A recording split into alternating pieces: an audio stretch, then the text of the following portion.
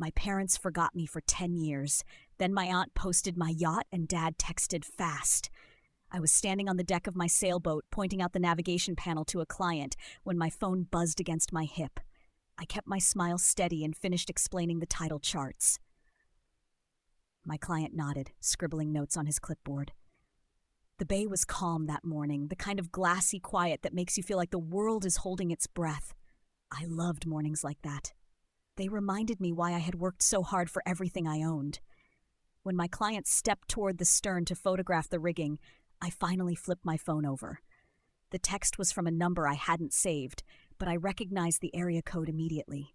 My stomach tightened before my brain even finished reading the words. Family needs you. You owe us. We know you're doing well now. 10 years. 10 full years of nothing. No birthday calls, no holiday texts, not even a single email to ask if I was alive. I had rebuilt my entire life from the ground up, brick by careful brick, and not one of them had noticed or cared. Until now. Until somehow, somewhere, they had caught a glimpse of what I had become. I placed my phone face down on the rail and smiled back at my client. I would deal with this later. My name is Avery Pike. I am 31 years old, and I own a 42-foot sailboat named Boundaries that I keep at a private marina in Annapolis, Maryland. I run marine compliance consulting for mid-sized financial firms, which sounds complicated but mostly means I make sure boats and money stay out of legal trouble. I was not always this composed. When I was 18, I came home from my Saturday shift at the diner to find moving boxes stacked in the driveway. They were not my boxes. My father, Kenneth Pike, stood by the truck with his arms crossed while his new wife, Diane, supervised the movers. My younger brother, Carter, sat on the porch steps playing a handheld game, not looking at me. My father said, "You're almost an adult, Avery. You'll land on your feet." Diane added, without turning around, "You're practically grown. You'll be fine." They drove away before sunset. I stood in the empty driveway with a garbage bag of my clothes and my diner apron still tied around my waist. I was not fine. I was 18 years old, entirely alone with $43 in my checking account and nowhere to sleep that night. My Aunt Ruth found me sitting on the curb 2 hours later. Aunt Ruth was my father's older sister. She had kind eyes and a sharp tongue and absolutely no patience for what she called Kenneth's theater. She pulled up in her old green sedan, took one look at me on that curb and said, "Get in. I made lasagna." She gave me a spare key to her apartment and the pull-out couch in her living room. She never made me feel like a burden, but she was careful. My father had a long history of punishing people who helped me too openly. So Aunt Ruth kept quiet about how much she gave me, and I never told anyone where I was staying. 3 weeks later, she slipped me a Tupperware container and a folded piece of paper. The paper had her landlord's phone number on it, with a note that said he has a studio opening next month. It's cheap, and I already vouched for you. After that, she went mostly quiet. Not cold, just careful. She checked in by text every few weeks, always brief, always warm. I understood. She had her own life to protect, and my father had a way of making people pay for choosing me. I never blamed her for the distance. I just held on to the fact that she had shown up on the curb that first night when no one else did. The next 2 years were the hardest of my life. I worked double shifts at the diner 6 days a week. I took community college, classes in the early mornings before the breakfast rush started. I kept my textbooks in a canvas bag under the counter and read between customers. My manager, a quiet woman named Bev, never complained about the books. She sometimes left a bowl of soup near my bag on cold nights. I slept on a futon in a small studio apartment that smelled like paint and old carpet. In winter, I wore 2 sweatshirts to bed because the heat cut out after midnight. I kept a notebook where I tracked every dollar I spent and every dollar I earned. I did not allow myself to feel sorry for myself during those years. I simply moved forward. When I was 20, my grandmother Evelyn Pike passed away quietly in a hospital bed. I did not find out until 4 days after the funeral. Nobody called me, but Grandma Evelyn had not forgotten me. A few months later, a letter arrived from a bank. A certificate of deposit she had quietly opened in my name years earlier had matured, $7,900. I sat on my futon and held the letter for a very long time. I enrolled in a full-time finance program at a state university the following semester. I used Grandma Evelyn's money carefully. I paid the first year's tuition, kept 3 months of rent in reserve, and put the rest in a savings account I did not touch. I graduated in 3 years instead of 4 by taking summer courses. I did not walk in a ceremony, I could not afford the gown rental fee, and there was nobody coming to watch anyway. Instead, I bought myself a cheap dinner at the restaurant 2 blocks from campus and sat by the window with my transcript. I had a 3.8 GPA. 3 weeks after graduation, I was hired as a junior loan processor at a regional bank. The salary was modest, but the benefits were real. And the work made sense to me in a deep way. Numbers told the truth. Documents either matched or they did not. There were no moving boxes and no surprise departures. There was just the spreadsheet, and the spreadsheet was honest. Aunt Ruth sent me a single text the day I got the job. "Proud of you, Avery girl."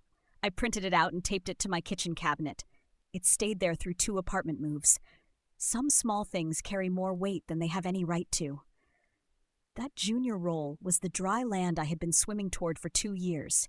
I was promoted twice in 4 years, first to loan analyst, then to compliance officer. By the time I was 26, I was the youngest person on the risk committee at my branch. My manager said I had an unusual ability to spot inconsistency in documentation before anyone else flagged it. I think that skill came from years of survival. When the people who are supposed to protect you cannot be trusted, you learn to read every word carefully. I was careful with my money the way some people are careful with water in a drought. I cooked at home. I bought used furniture. I drove a 10-year-old car that ran perfectly and cost me nothing in payments. I set aside 15% of every paycheck and I never touched it. When I was 27, I found the boat. It was listed on a marine resale site for a price that made me sit up straight. A 1998 Beneteau sloop, 42 feet, structurally sound but badly neglected. The varnish was peeling, the rails needed sanding, the interior cushions were waterlogged. The previous owner had stopped caring about it years before he stopped owning it. I drove 3 hours to see it on a Saturday morning. I stood on the deck for 20 minutes without speaking. Then I made an offer. I spent the first 6 months doing the restoration myself on weekends. I stripped every rail by hand. I revarnished the teak in thin, careful coats. I replaced the interior cushions with marine-grade fabric I bought at a discount warehouse and cut myself. I learned to repack the winches by watching tutorial videos on my laptop at the marina. My coworker Marcus came to see the boat one afternoon and stood on the dock with his hands in his pockets. "You bought a yacht," he said. "A very old yacht," I told him. "Still counts," he said. He was right. It counted in a way I could not fully explain at the time. I had grown up with nothing that belonged to me, no bedroom door that locked, no savings account with my name on it that my father hadn't found a use for. The boat was mine in a way that felt almost physical. Every hour I had worked on it, every sanded plank and repacked fitting, was proof of something I couldn't say out loud yet. I named it Second Wind the day I took it out alone for the first time. The bay stretched out ahead of me and I let myself cry for exactly 4 minutes. Then I trimmed the sail and kept going. I was 28 years old and I owned a boat. Aunt Ruth had found me on social media the previous year, and we had slowly rebuilt our closeness. She was retired now, living in the same small town where she had always been, tending a garden and feeding a fat orange cat named Biscuit. We texted regularly. Sometimes we called on Sunday evenings. She never pushed me to talk about my father. She never made excuses for him either. She just asked how I was doing, and she meant it. And that was enough. One evening in late October, she posted a photograph on her social media page. It was a picture I had sent her of Second Wind at sunset, the hull glowing copper against the water, my silhouette at the wheel. She wrote 4 words underneath it. "Proud of our girl." I saw the post the next morning and smiled. I kept eating my breakfast. 2 days later, the text arrived from the number I hadn't saved. "Family needs you. You owe us. We know you're doing well now." My father had seen the photograph. 10 years of silence and a boat at sunset was all it took. I stared at the message for a long time. Then I put my phone down and finished my coffee because some responses require a clear head and a strategy, and I was very good at both. I did not respond immediately. I spent 3 days thinking it through the way I approached every complicated file at work. I looked at what I knew. My father had texted from a number I didn't have saved. That meant he had either changed his number or was using someone else's phone to test whether I would respond. Both possibilities told me something. I ran a quiet search on county property records that evening. My father and Diane owned a house in the same suburb where I had grown up. The records showed a second mortgage taken out 4 years ago. There were 2 property tax notices filed in the past 18 months. I searched for my brother Carter's name. He was 26 now. No property, no business filings. I sat back in my chair and looked at the ceiling. The text made sense now. This was not about missing me. This was about the photograph. My father had seen evidence of financial stability and had done the math he always did, the math where my resources became a problem he had the right to solve. I typed back a single line. I'm willing to meet and talk through numbers. Numbers were my territory. If he wanted to have this conversation, we were going to have it on my terms, at a table I chose with documentation I controlled. I pressed send and went to bed. I picked the meeting place carefully. There was a coffee shop directly across the street from my bank branch, bright and open, with no corner booths and large windows facing the sidewalk.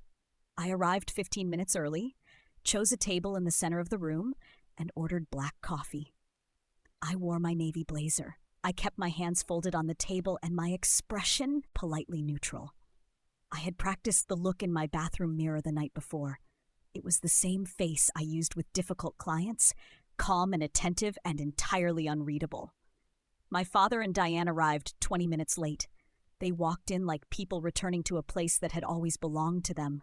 My father opened his arms as though 10 years was a minor interruption. Diane smiled the kind of smile that was designed for an audience that wasn't there. I stood, accepted a brief hug from each of them, and sat back down before the moment could stretch into something emotional. My father looked older. His hair had thinned. He kept touching his phone, setting it face up, glancing at the screen. He had always managed how things looked more carefully than how they actually were. "We didn't know how to reach you," he said. I stirred my coffee slowly. "You texted me," I said. He smiled like I had made a joke. The rewriting started almost immediately. My father said they had thought I was the one who had chosen no contact. Diane said I had always been stubborn. My father said I could have reached out any time. I kept my hands busy with my coffee cup and let them talk. I had expected this. When people abandon someone and later want something from them, the story always gets rewritten. In the new version, the person who was left becomes the person who left. It is a very old trick, and it only works if you let it make you doubt yourself. I did not doubt myself. Then my father made a mistake. He leaned back in his chair, comfortable now, and said, "We handled some of your financial stuff back when you were really struggling, loans and things. We helped carry you." I kept my face completely still. My student loans had been federally serviced through my university's financial aid office. I had applied for them myself at 18 with no cosigner, because there was no one to cosign. My father had never had access to my loan accounts. I had been meticulous about that specifically because I had not trusted him even then. So what loans was he referring to? My compliance training clicked on like a light in a quiet room. I set my coffee down very carefully. I told them that if they brought documentation to a follow-up meeting, I would be in a much better position to understand where I could help. I kept my voice warm and my posture open. My father relaxed visibly, the way people do when they believe they have won something. Diane put her hand over my father's and smiled at me like we were finally a family again. I smiled back. I walked out of the coffee shop, crossed the street to my bank, and went directly to the compliance desk. I submitted a formal request for my own complete credit report, not the quick online version, the full, hard copy report with all account histories and inquiry records going back to my 8th birthday. Then I went back to my office and opened a separate document on my computer. I began building a timeline. Every loan account I had ever opened, every financial institution I had used, every address those accounts had been tied to. I had always been careful, but my father had known my childhood address. He had known my social security number because parents know those things. He had known my grandmother's banking habits. I typed quietly and waited for the report to arrive. That night, I barely slept. The credit report arrived in a sealed envelope 3 days later. I opened it at my kitchen table with a cup of tea and a yellow highlighter. I read every page twice before I reached for the highlighter. There were 3 accounts I did not recognize. A retail store card opened when I was 19 from my childhood address. A utility account in my name, same address, same year. A closed consumer credit card, also from that address. Opened the year my father had moved away with Diane and told me I would be fine. The total balances were not enormous. But that was not the point. The point was that I had never opened these accounts. I had never lived at that address at 19. I had been on Aunt Ruth's pull-out couch and then in a studio apartment across town. Someone had used my name, my social security number, and my childhood address to open lines of credit. I sat back in my chair. The kitchen was very quiet. Outside, a car passed slowly on the wet street. I tasted something metallic at the back of my throat. This was not a misunderstanding. This was not a clerical error. This was identity theft, and the only person who had possessed all of that information at that specific address during that specific year was my father. I cried in my car in the parking garage that evening. I gave myself 5 full minutes. I pressed my forehead against the steering wheel and shook and breathed through it until the shaking stopped. Then I sat up straight. I took photographs of every single page of the credit report with my phone camera. I emailed the photographs to myself and saved them in 3 separate folders. I drove home, sat at my kitchen table, and filed an identity theft affidavit with the Federal Trade Commission online. The process took 40 minutes. I was thorough. I also froze my credit with all 3 major bureaus that same night, which cost me nothing and took 20 minutes more. Then I opened my phone and typed a careful text to Aunt Ruth. I need to ask you something hard. It's about Grandma Evelyn's accounts. Can I come by this weekend? She responded within 10 minutes. Come Saturday. I'll make coffee. I stared at my phone for a moment. Aunt Ruth had always been careful with her words. She had not asked what I meant by hard. She had not asked me to explain. She had simply said yes. That told me she already knew something. I closed my laptop and went to bed with a very hollow feeling in my chest, because sometimes you go looking for the truth and you find it has been waiting for you. Aunt Ruth's kitchen smelled like coffee and dish soap. She had a collection of small ceramic birds on the windowsill above the sink, and Biscuit the cat was asleep on the chair in the corner. It should have felt comfortable. It mostly did. She poured 2 mugs without asking how I took mine because she already knew. I told her what I had found on the credit report.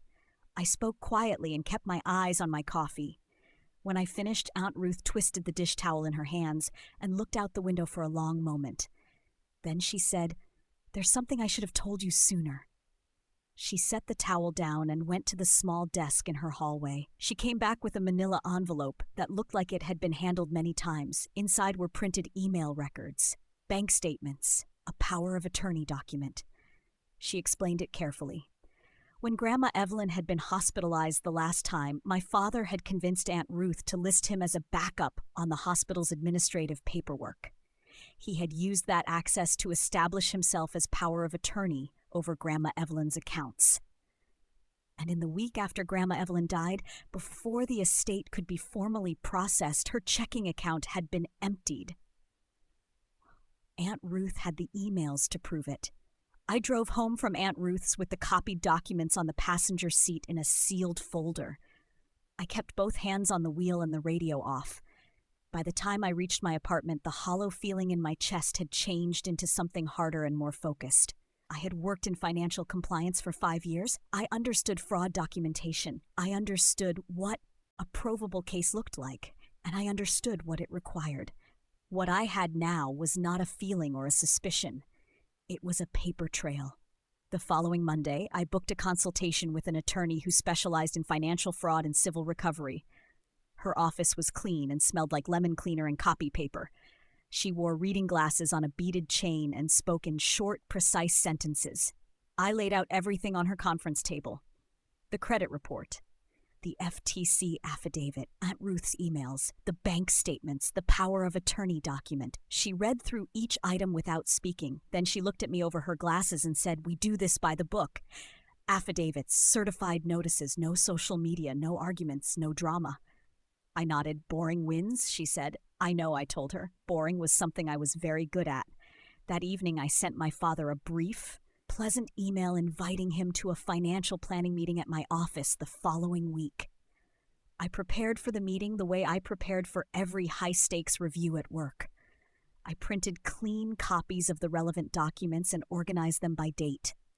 I set up a simple spreadsheet on my laptop that showed account timelines. I arranged 2 bottled waters and a notepad on the conference room table. My attorney joined by video call, her face calm and steady in the corner of my screen. My father and Diane arrived on time, which told me they wanted this meeting more than they wanted to appear casual. My father wore his good jacket. He looked around the conference room with the bank logo on the wall and smiled like the logo was there for him. I stood at the head of the table with my hands clasped loosely in front of me. My manager used that posture with difficult clients, and I had always noticed how well it worked. It said confident without saying threatening.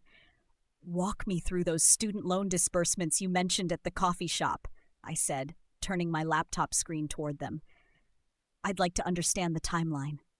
My father's smile stayed in place, but something shifted slightly behind his eyes. He reached into his bag and produced a thick binder stuffed with papers. I looked at the binder and kept my face completely neutral. I already knew what it would contain. The binder was full of mismatched bank statements and printed receipts that did not match any account I had ever held. The dates jumped. The amounts were inconsistent. There was nothing in that binder that connected to my actual loan accounts because my actual loan accounts had never involved my father in any way.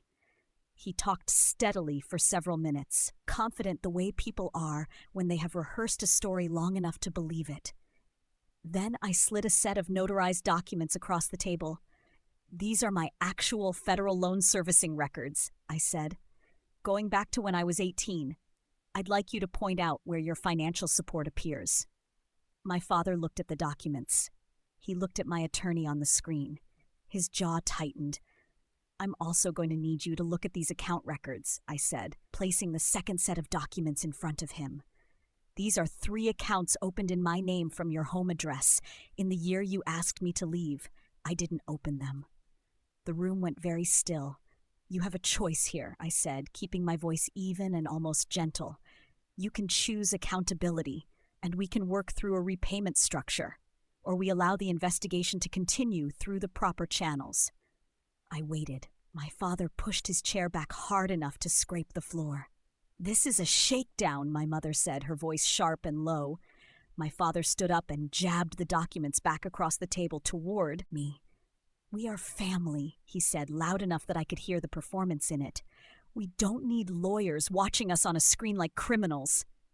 He walked out. His shoulder caught the back of my chair as he passed it hard enough to move it sideways. I did not move with it. I stayed standing and watched him go. Diane gathered her bag and followed without looking at me. The conference room was quiet after the door closed. My attorney unmuted herself. "Give it until end of day," she said. "Then we send the packets." I sent them that afternoon by certified mail. The packets contained 4 items each. The identity theft affidavit referencing the fraudulent accounts.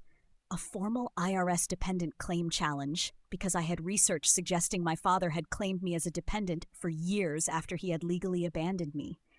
A notice to his employer about potential future wage garnishment compliance verification, and a letter from my attorney documenting the estate irregularities related to Grandma Evelyn's accounts. I drove home, made pasta, and went for a long run in the dark. I breathed the whole way. The responses were not immediate. They rarely are when documentation is involved, because paper moves slower than anger and faster than denial. The first thing I noticed was a post on my father's social media page. It was vague and wounded, something about disloyal children and people who forget where they came from. He tagged no one. I did not respond. I did not post anything. I made my dinner and did my laundry and went to work. Aunt Ruth texted me a photograph of a stack of IRS mail on my father's doorstep. I saved the photograph in my documentation folder. At work, my manager stopped me in the hallway one morning and asked if I had bandwidth for something new. The marine portfolio, she said. A growing client segment. She thought I was the right fit to take point on it. I said yes. The promotion came through 6 weeks later. Senior risk analyst. My salary increased by a number that would have seemed impossible to the girl sleeping on the futon in the cold studio apartment. I sat in my car in the parking garage the evening the offer letter arrived and read it 3 times. Then I drove to the marina, went aboard Second Wind, and sat on the deck until the sun went down. I had one more thing I wanted to do. I ordered white peel-and-stick letters from a marine supply website. I renamed the boat. I spelled it out carefully on the hull, white letters on blue. Boundaries. It took me 2 hours and 3 attempts to get the spacing right. Marcus came by the marina while I was working and stood on the dock watching. Bold choice, he said. It's the right name, I told him. He nodded like he understood more than I had said.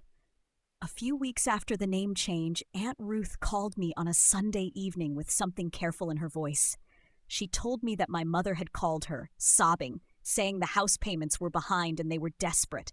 She said my mother had told her that if I agreed to co-sign a new home equity loan, everything could be fixed. Aunt Ruth told her to ask me herself. They did not call me. They emailed me instead, with a loan application already attached, the signature line highlighted in yellow. I did not open the attachment. I pulled up the county records that same night. The foreclosure filing was recent. There were 2 property tax liens. The house was in serious trouble. And buried in the records was a failed attempt to add my name as an authorized user on a bank account at an institution I had never used. They had tried again. I printed the county records and added them to my folder. The IRS audit was scheduled through the official process without any courtroom appearance required from me. My attorney had arranged for my participation to be limited to a written affidavit and a notarized supporting statement. I signed the documents on a Tuesday afternoon and mailed them in a certified envelope. The fraudulent dependency claims went back 6 years. My father had claimed me as a dependent on his tax returns for years after the night he left me on the driveway with a garbage bag of clothes. The IRS found unreported income from a small side business he had run out of the house. The combination was significant. I learned the outcome through my attorney, not through family. His employer conducted a routine compliance review after receiving the garnishment verification notice. The conduct review that followed resulted in termination. I did not feel triumphant about that. I felt something quieter and more complicated, but I did not second-guess the process. He had made choices for many years. Documents did not lie about choices. The house went to auction 2 months after the audit closed. My mother called Aunt Ruth a final time. Through tears, she said that I had done this to them. Aunt Ruth's response was 4 words. No, you both did. The line went quiet. I visited the county clerk's office on a Thursday morning to collect the finalized foreclosure records for my own documentation. The clerk's office hummed with printers and the smell of warm paper. The cashier gave the thick stack of files a brief sideways look as she handed them across the counter. I thanked her and put them in my bag. Standing outside on the sidewalk, I did not feel victorious. What I felt was tired and clean. The way you feel after finishing a very long project that cost you more than you expected but produced exactly what it was supposed to produce. I thought about Grandma Evelyn. She had opened that certificate of deposit in my name without telling anyone. She had done it quietly, carefully, the way people protect things they love when they cannot protect them openly. The $7,900 she left me had paid my tuition. It had been the foundation everything else was built on. She deserved better than what had been done to her accounts. That afternoon, I met Aunt Ruth at her dining room table. A notary came at 4 o'clock. We signed the documents establishing the Evelyn Pike Cottage Trust, naming the small lake property as a protected asset for family members who actually showed up. I was named as trustee. My hands did not shake once. My credit report came back clean 4 months after the identity theft affidavit was formally processed. The 3 fraudulent accounts were removed. The inquiry records were corrected. The restitution order went through wage garnishment from whatever income my father had after the termination. My mailbox went quiet in a way it had never been quiet before.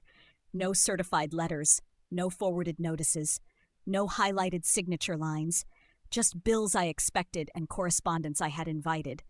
I closed the biggest marine compliance engagement my team had handled all year the same week the restitution order was confirmed. My manager mentioned it in the all-staff meeting. I nodded and went back to my desk and made a list. The list had one item on it. I called the financial aid office at the community college where I had taken my first college classes under a heat lamp with textbooks in a canvas bag. I asked about scholarship endowment procedures. The woman I spoke to was helpful and thorough.